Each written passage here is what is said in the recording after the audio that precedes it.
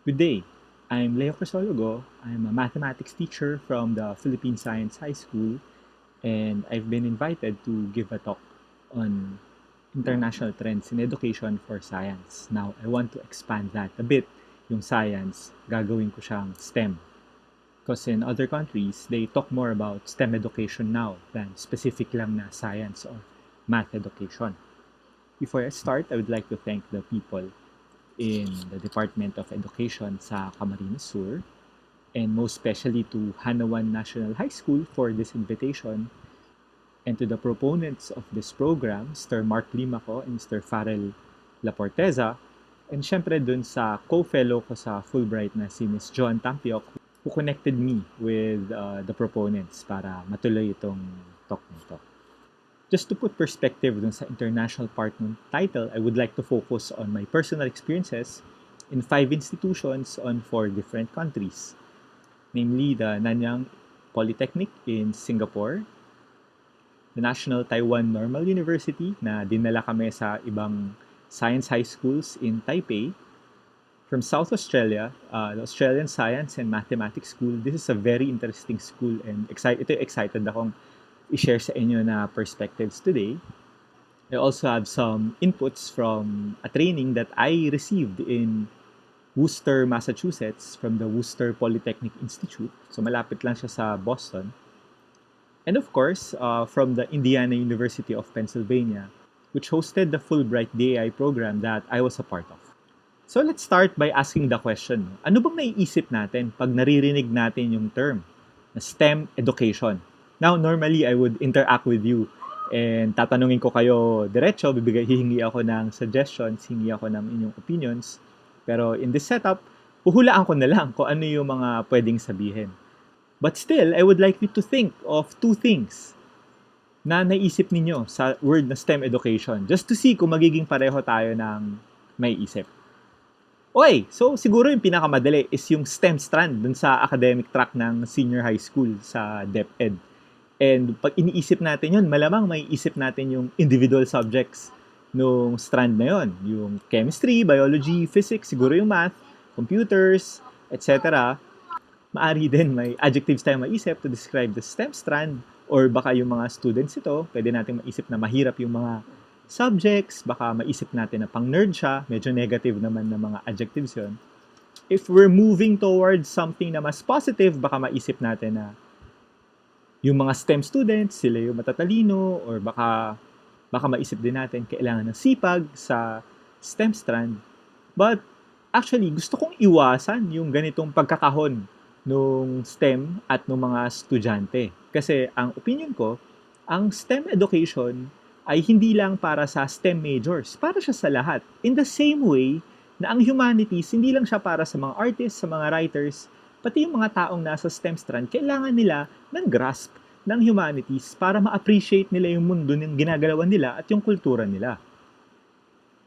At the same time, important din for students who are not taking STEM, who may be more immersed in humanities subjects, na may understanding nung principles ng STEM education. Kasi para to sa lahat, hindi lang siya para sa mga STEM students. Kung hindi naman yung subjects o yung adjectives na iisip natin, baka maisip natin yung equipment na kailangan natin para makapag-deliver ng isang STEM education. Maaring naisip natin ng mga test tubes para sa chemistry. Kailangan natin ng microscope para sa biology. Sa physics naman, kailangan natin ng setup para mag-demonstrate ng concepts in physics. For example, itong mga water rockets. Siguro may makakaisip din sa atin na, pag engineering, kailangan ng mga 3D printers na makakagawa ng mga ganitong products.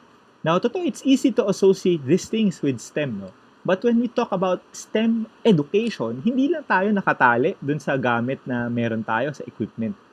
Especially that the access to these types of equipment, hindi madali para sa lahat, especially for people like us who are living in a third world country. Another thing na pwede nating maisip pag sinabi nating STEM education ay yung mga products ito, yung mga tao na nag-undergo ng isang STEM education. Maisip natin yung ating mga doctors, yung ating mga engineers, yung ating mga scientists. So just an aside and maybe a suggestion, pag nagpapakita tayo ng photos ng mga careers ng mga tao, hindi naman kailangan na STEM lang, no? I think it's best kung Filipinos yung nasa picture. So, I have here Filipino doctors. This is a Filipino engineer who works in NASA. And these are Filipino scientists who have worked in Project NOAA. I think it would be easier for students na maka-identify pag nakakita sila ng mga role models na kamukha nila, na maisip nila na nandun din sila sa posisyon na yon. Pero, kung naisip natin yung subjects, naisip natin yung descriptions, naisip natin yung equipment, o naisip natin yung tao, naisip ba natin yung skills na ina-expect nating nade-develop ng mga estudyante na nag-undergo ng isang magandang STEM education? Siguro yung tanong ay, paano mag-isip ang isang STEM-educated person? Ano yung proseso na ginagamit niya sa pag-solve ng problems? Kasi one of the promise of a STEM education is magkakaroon ng silbi sa society yung graduates niya at magsosolve ng problems of society. So ano yung proseso na ginagamit ng isang STEM-educated person sa pag-solve ng problems? Now, this was on the news a few days ago that lumabas na yung result ng TIMSS, Trends in International Mathematics and Science Study. And siguro alam natin na tinake natin yung TIMSS na yun last year at tinake natin para sa grade 4 lang. Tapos matagal-tagal na rin since we last took it, so wala tayong data. The results would say that we are the lowest in 58 countries na nag-participate doon. Of course, this is bad news. Pero sa totoo lang, kailangan natin tong information na to eh. The news is bad, totoo naman. Pero we need this information. Kasi kailangan nating mag-improve. At kailangan alam natin kung paano at saan tayo mag-improve. So andun na tayo dapat sa stage na maghahanap tayo ng solutions dun sa problema ang in-expose ng TIMSS result. So siguro, we'll take this result for now. Pwede tayong malungkot saglit. Hindi naman natin kailangan magalit. Pero kung 2 years, 3 years, 4 years, 5 years, ganito pa rin ranking natin. Baka doon dapat magalit na rin tayo. Pero hindi natin dapat iisipin na kasalanan natin to. Kasi hindi lang ito problem ng instruction, ng curriculum. Problema to ng equity. Problema to ng food security. Kakulangan ng shelter, ng health. This is a societal problem and we need everyone to contribute. So siguro yung maganda nating tanong na susunod, ano ba yung ibig sabihin sa ibang bansa pag sinabi nilang STEM education? Now, pag nahanap tayo ng definitions ng STEM education, medyo madami tayong makikita sa internet. Siguro dahil wala tayong agreed upon na isang definition lang. So, namili na lang ako ng nagustuhan ko. And here, the emphasis is mine. So, the Florida Department of Education, one of their definitions of STEM is that, one, it's the intentional integration of STEM and their practices. I highlighted the word intentional kasi nire-recognize nito na ang real-world problems ay rarely solved within one discipline lang. Wala tayong problema sa mundo na math lang makakasolve, bio lang makakasolve. It will take inputs from the different disciplines para mag-solve ng isang real-world problem. So bakit natin hihintayin na graduate na, nakalabas na yung bata bago natin sila sanayin sa paghahanap ng connections between the different disciplines para mag-solve ng problems? So there has to be intent at the very start. Built-in siya nung ginagawa natin yung framework, yung curriculum. And we have to admit na mahirap siya. Kasi tayo, na magtuturo at mag-implement nitong curriculum na to, tayong teachers, usually trained tayo sa disciplines natin. Ako, math teacher ako. Trained ako sa math. Hindi ako masyadong maalam sa bio or sa chemistry. Pero kung magtuturo ako ng STEM, may challenge din sa akin na may alam ako sa mga subjects na yun.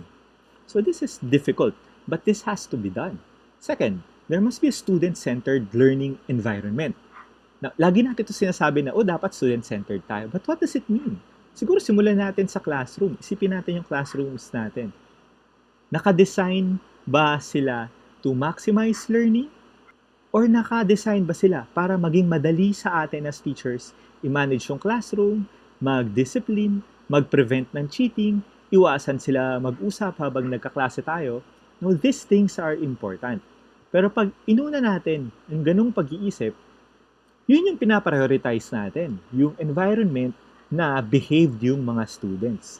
Maaring natututo sila sa ganung environment, but na-prioritize ba natin yung design ng ating spaces, learning spaces, for their learning? And later, we'll see some schools that have designed their learning spaces more for learning rather than for classroom management.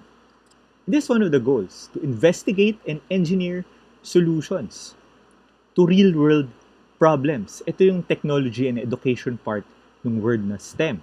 Students will be expected to contribute sa society later on. And that would mean finding solutions to problems and building these solutions to these problems. So, ito na yung goals natin. Bukod doon sa mag-solve ng problems, yung science part naman ay makapag-construct ng evidence-based explanations ng real-world phenomena. Hindi naman natin dito sinasabi na kailangan lahat ng evidence sa kanila manggagaling. Yung skill lang ba ng pag-identify kung ano ang good evidence o hindi. So for example, tanong natin, kailangan ba natin magsuot ng mask sa pandemya? Pwedeng may magsabi na hindi naman kasi sabi ng kapitbahay ko na nagka-COVID, hindi naman siya malala, gumaling naman siya agad. Totoong nangyari sa kapitbahay yun. Pero tatanggapin ba natin itong ebidensya na ang COVID as a whole ay harmless at hindi nangangailangan ng reaction na kinakailangan natin mag-mask lahat? So, anong ebidensya ang tatanggapin natin? Kahit totoo naman yung sinasabi ng kapitbahay. At the same time, sabihin natin, meron tayong scientista gumawa ng computer model, pinapakita paano kumakalat yung virus sa hangin sa isang aircon na room na maliit. Tatanggapin ba nating ebidensya yon? Bakit? Maaring oo, pero bakit? Dapat kayang i-defend at i-communicate ng students natin kung alin dun sa dalawa yung mas matimbang na ebidensya. So ano yung gusto nating matutunan ng students natin para masabi natin na STEM literate sila? I think that the first is they have to understand kung ano yung scientific method. At marami tayong models ng scientific method. Ito yung pinili ko kasi this displays the scientific method as an ongoing process. So how does it work? First is make observation sa paligid ko. Let's say, kunyari, nakakita ako ng rainbow. Okay, I saw a rainbow. Then mag-iisip ako ng questions dun sa na-observe ko. Paano nagagawa yung rainbow? Napansin ko nagkakaroon ng rainbow pagkatapos umulan. And yung next step, magagawa tayo ng hypothesis. Gagawa tayo ng sarili nating explanation to explain yung nakita natin na observation na yun. Siguro ang rainbow, nakikita natin siya tuwing natatapos ang ulan.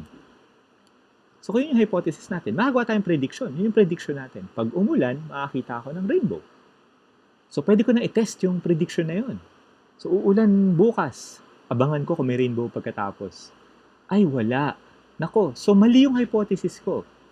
So the scientific method will require you now na baguhin yung hypothesis mo kasi hindi nag-work yung prediction mo. So you refine that, siguro at some point makarating ka dun sa tamang hypothesis, and then from hypothesis, you develop the general theory, meron ka nang na-accomplish. And then you start making observations again, and so on and so forth. You go through the cycle. So itong scientific method, this is a framework for scientific truth. Ito yung gagamitin natin para masabi natin yung isang bagay ay totoo scientifically. Ang maganda din sa kanya ay sinasabi nito na pwede nating baguhin yung isip natin pag nakita nating may mali, pag hindi nag-work yung predictions natin. At yun yung strength ng science. It can admit pag mali siya. At meron siyang process para i-correct yung sarili niya. So that's a quick summary of the scientific method. Yung isa pa, na siguro ito yung mas bago. Dahil alam naman natin from before na tinuturo natin yung scientific method, is the engineering design process. This is the second component ng STEM education kailangan nating maituro sa mga estudyante. There is a process for identifying and solving and communicating the solutions to a real-world problem. Now, madami rin tayo makikitang engineering design processes sa internet. So, pipiliin ko ito. This was developed by a team in STEM plus PH. So, ginawa nila para sa Filipino by using Filipino words. So, kailangan i-define yung problema na gusto mong ayusin. So, maaring bilang engineer, may pag-usap tayo sa mga tao.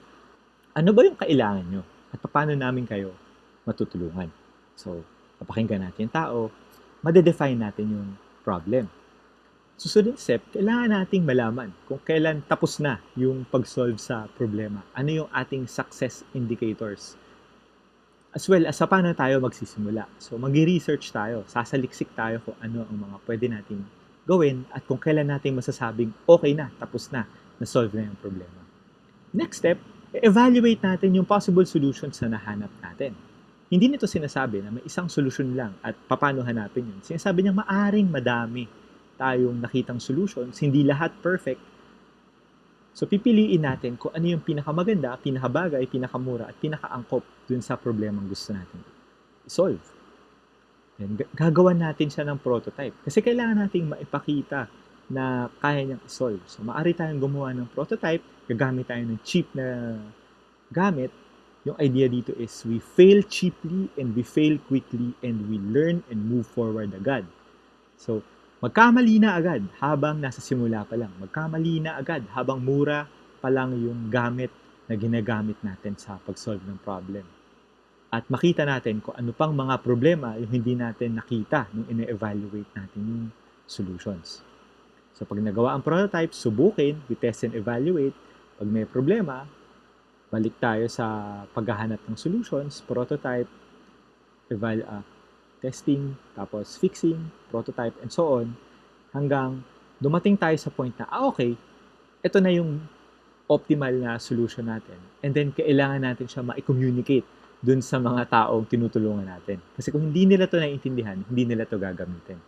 So this is one model of the engineering design process na gusto natin maintindihan ng STEM students natin. Okay, so let's dig deeper and talk about the practice of STEM education. And we could start with the curriculum. In the disciplinary model ng curriculum, you have different subjects na hiwa-hiwalay. Let's say biology, chemistry, physics, math, computer science, etc. And each circle here represents a single subject, a single discipline. In the disciplinary model, ang biology, we're using it to solve problems in biology. Sa chemistry, you're solving problems in chemistry. Sa math, you're solving problems sa math. So yung problems na ina-expect natin na isolve ng mga bata, naka-constrain dun sa subject nila. Ang STEM, nagpo-push siya for increased connections and integrations between subjects. Kasi nire-recognize niya na ang problems talaga na nag-e-exist sa totoong buhay, hindi mo sila pwedeng ikahon lang sa isang subject. Hindi tayo makaka-encounter ng problems in the real world na biology lang yung kailangan ko dito. Math lang to. So it's looking for more integrations between the subjects, between the disciplines. Let's go up dun sa levels natin and move on to the next slide. So we have multidisciplinary, interdisciplinary, and transdisciplinary. Sa multidisciplinary, and this is actually a great model na for STEM education, na umabot tayo sa multidisciplinary na form. Kasi we have a real-world problem na nangangailangan ng solution. And real-world problems, hindi sila kayang solusyonan ng isang discipline lang. So yung approach natin sa problem solving will take parts from the different subjects or the different disciplines. So kailangan natin ng konting math, kailangan natin ng konting biology, kailangan natin ng konting chemistry, kailangan natin ng konting design. So for example, gusto natin mag-collect ng rainwater para inumin. Kasi hindi tayo naaabot ng water sources at walang malapit na sapa na pwedeng kuhanin ng tubig. So, sige, rainwater. Yung biology aspect, ano microorganisms yung e-expect natin na makita sa tubig na maaring makaharm sa atin? Paano natin yung lilinisin? Maaring yung chemistry part ay pwede na gumamit ng purifiers. Ano ba pwede natin gamitin? Chlorine? Pwede rin tayo gumamit ng iodine, betadine. Alin doon yung mas maganda? Maaring sa engineering. Paano ko i-construct yung water collector ko para maging efficient siya, makakuha siya ng pinakamadaming tubig tuwing umuulan, na hindi siya masyadong mahal, etc. So, that could be a multidisciplinary problem. Ang best example na naisip ko for an interdisciplinary problem is a research problem. So I'll share my experience. I advise some students na ang project nila ay gagamit sila ng slime molds. Gagamit sila ng slime molds para mag-model ng isang transport network.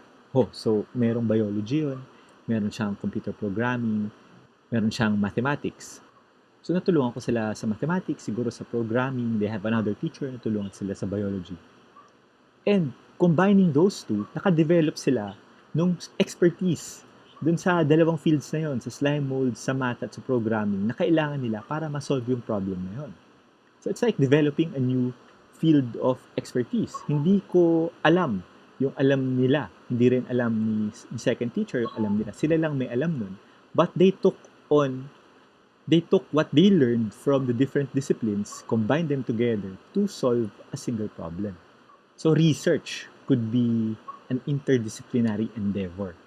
Yung transdisciplinary, this would involve more systems like my management, my policymaking design. So this is for solving complex problems. And maybe it's not something that we would expect our students to be able to do, but it's something that we can prepare them for by going through a multidisciplinary and interdisciplinary approaches. Hindi na sila maninibago when they have to expand beyond their disciplines. So that's one goal of STEM integration. As part of a committee that develops the STEM framework for Philippine Science High School, this is one of the nicer resources na nahanap namin. And this is from the Dayton STEM Center sa Ohio. At ina-identify lang niya kung ano yung mga components na dapat nag-exist para masabi natin na may quality yung STEM framework natin. So, daan ako lang mabilis. I think ano naman sila, self-evident. Like one, mataas yung potential na ma-engage yung students sa activities, sa lessons. Mataas yung degree ng integration ng different STEM disciplines. Hindi lang pilit na mababaw. May connections din sa non-STEM disciplines. Pag meron yan, mas mataas yung quality ng framework natin. At the same time, hindi sinasacrifice yung integrity ng academic content. Malalim pa din siya at rigorous.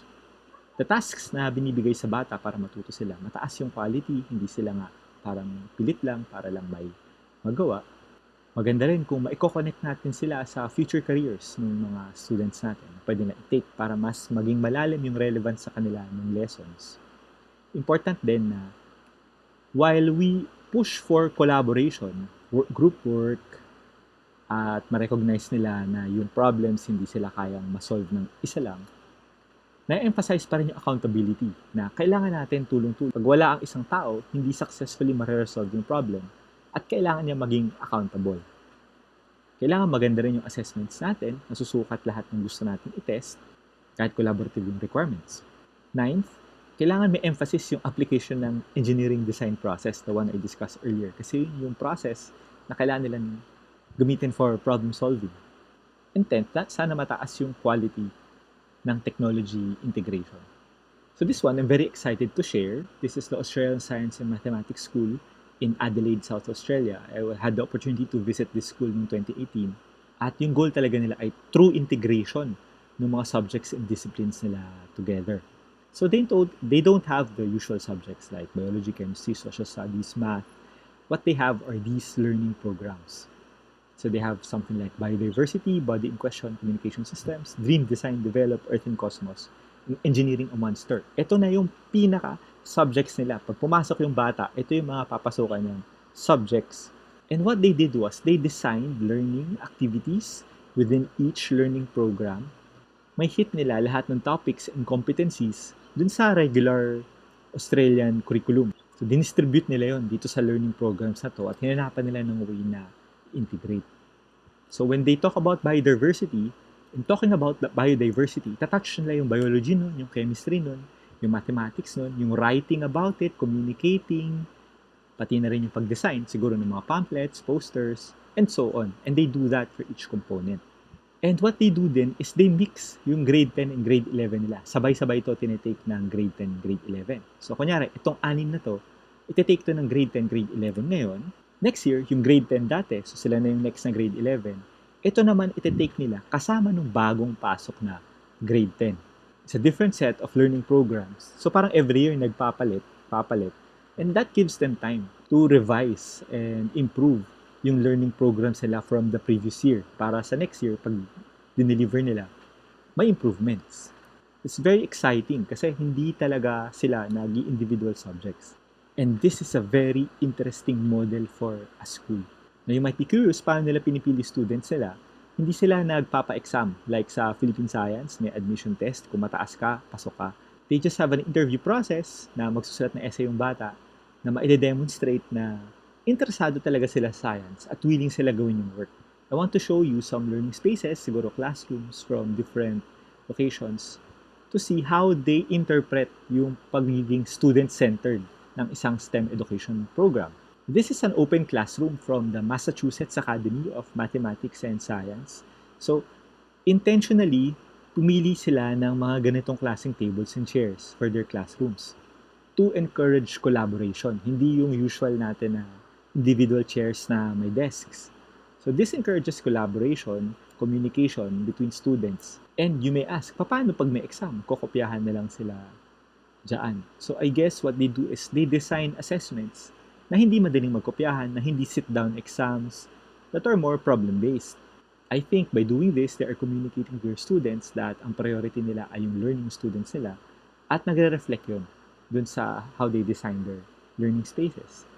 Ito naman yung learning spaces or open classrooms ng Australian Science and Mathematics School.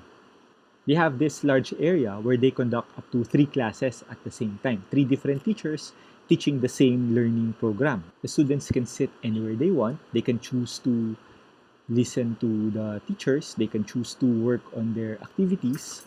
There are no walls between classes. And students are free to move around kahit nagsasalita si teacher. And in this learning space, 3 classes are happening simultaneously. Now, kung observe niyo siya, at manggagaling tayo sa kung ano yung familiar sa atin, maaring maisip natin na ayan, bastos ng mga bata, hindi sila nakikinig sa teacher. Tapos nag-uusap sila kahit nagsasalita si teacher. Pero actually, the students are engaged sa task. Ginagawa nila yung activities. Pag nag-uusap sila, nagko-collaborate sila, at nagtatanong din sila sa teacher. Again, this is a special school. Hindi rin ito yung norm na public school na makikita natin sa Australia. Kaya din siguro, hindi sila masyadong mahirap i-manage. This is a makerspace sa Nanyang Polytechnic Institute in Singapore. Kung hindi kayo familiar sa makerspace, this is a room where students are encouraged to build and make whatever. Binibigyan lang sila doon ng equipment. Itong particular makerspace na to, meron tong mga 3D printers, meron silang mga laser cutters, they have shop equipment, meron din silang mga sewing machines, daming raw materials, papel, tela, kahoy. And what is expected of the students are, pupunta sila dun sa makerspace para mag-build ng project nila sa ibang subjects na meron sila.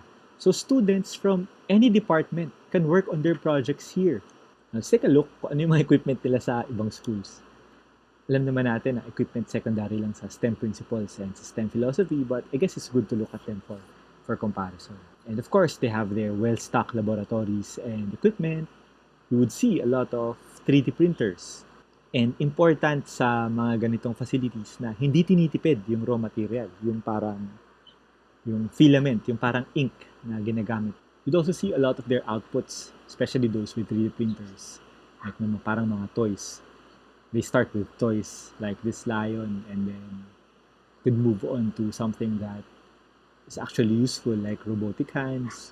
Sometimes if they have laser cutters, they can produce chess sets na ganyan.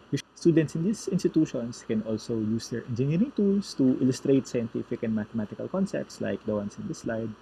And here I want to share with you an activity na pinagawa sa amin sa Taipei.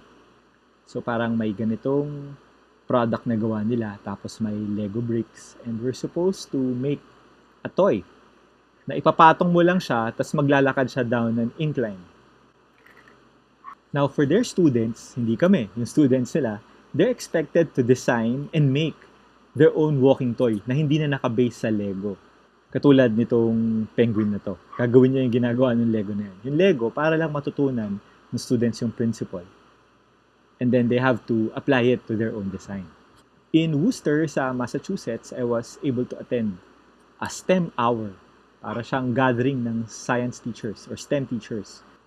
And they share classroom activities. And this is one classroom activity ng prototyping. Gumagamit lang ng mga karton, tapos may problem na ipapasolve. So this is a demonstration of the engineering design process na hindi kailangan ng magastos na equipment.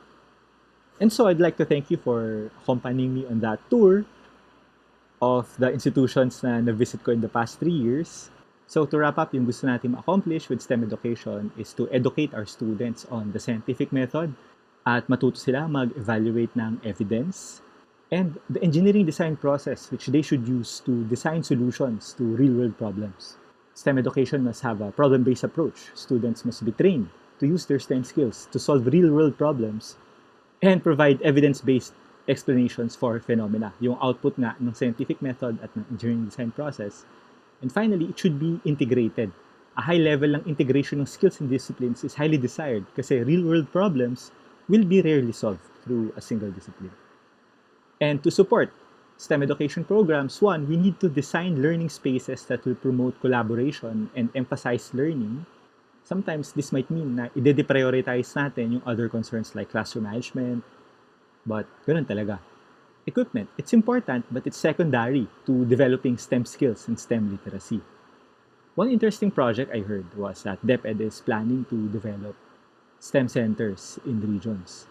The idea behind these STEM centers are students can go to these STEM centers to do their experiments, to do their research, for a more cost-effective way of providing equipment to our students. Kasi baka hindi natin afford na bawat school bibigyan ng complete STEM equipment. At least if we can provide a STEM center per region, then meron pa rin access yung students natin dun sa equipment para ma-further yung STEM education nila.